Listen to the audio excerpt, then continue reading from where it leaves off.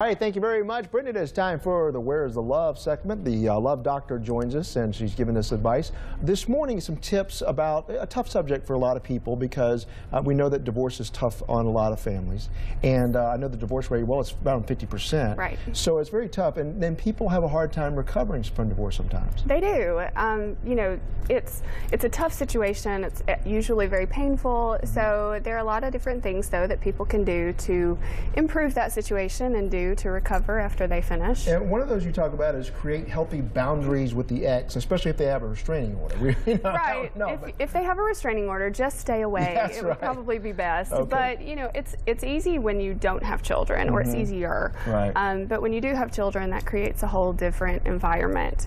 You're going to have to talk to them potentially forever, and it's going to, you know, maybe you meet at a neutral place instead of meeting at one of the other's homes. Maybe you make sure that you only talk about things that are related to the children. Don't have a lot of that communication. Don't talk about your new dating life.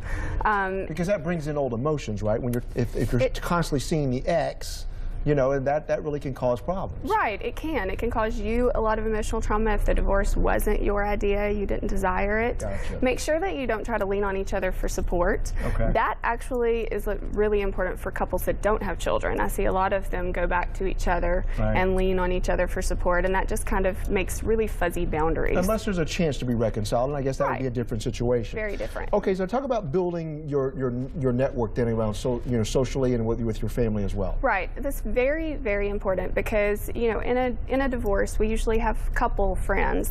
Well, when we have couple friends and we get divorced, who gets them? You know, couples don't want to necessarily make choices, and sometimes they do choose sides. The old James Taylor song, "It used to be her town." Right. It used to be my so, town. you know, you have to build up your new social support system. Reach out to family members that you haven't seen in a while, cousins. Find a social support that is in the same situation as you so that they understand what you're going through. You're going to need to take trips. You're going to need to get out of town. You're going to need to find something to do with those weekends when you don't have anything to do now. And one of your tips was, you know, you need to have somebody who will allow you to cry on their shoulder, because some people may get tired of you constantly venting, right? Right, right. It's very good to make sure that you have a nice variety of people that you can cry on their shoulder. Now, this one is important too.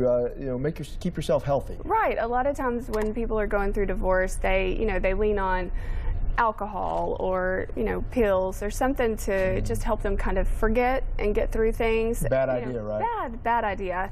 You don't want to become an alcoholic or an addict during a divorce. So, you know, make sure that you're keeping yourself healthy. Go to the gym. You know, you're at a new place in your life. You're single again. The gym relieves stress. Right. So get to the gym. Give yourself a makeover. Get a massage. Do things that actually make you feel good. I like that idea. Okay, now, and then you say do something that is emotionally healthy. Like, what would that be? Well, emotionally healthy, there are a lot of things, such writing a goodbye letter. Writing a goodbye letter to everything that you're giving up, whether it's things like your house, you know, maybe you can't live in as big of a house anymore, maybe your car, maybe it's people, maybe you were really close to your in-laws and now you have to give those up. You know, the roles and responsibilities that you have, you're no longer going to be a wife or a husband.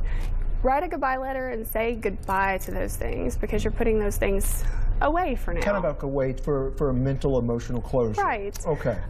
Write a hello letter to all the new things in your life. Make sure that, you know, talking about the crying on people's shoulders, sometimes there's just not enough people to go around. Find yourself a counselor, somebody who specializes in that. And last but not least, give your bedroom a makeover. If you're going to stay in the house that you and your spouse lived in, change up your room, change your paint, change your furniture, change the style. Just keeping it the same brings back memories, and maybe some in cases painful memories. Okay. All right, finally, you want to allow yourself time to grieve. Talk a little bit about that. Right. So, you know, a divorce is like a death. You're losing something that probably wasn't just a couple of years. You know, for many people it's 5, 10, 20 years. So give yourself time to grieve. It is a loss. Make sure that you talk about your feelings, that you acknowledge your feelings, that you remember that you still have a future, because future is there whether you have, you know, your spouse or whether you don't. It just changes a little. And be aware of yourself and know what is grieving and what is depression. Okay. All right, Dr. Smith, thank you so much. And for more, you can go to convenienttherapy.com. A lot of information there as well. Thank you so much.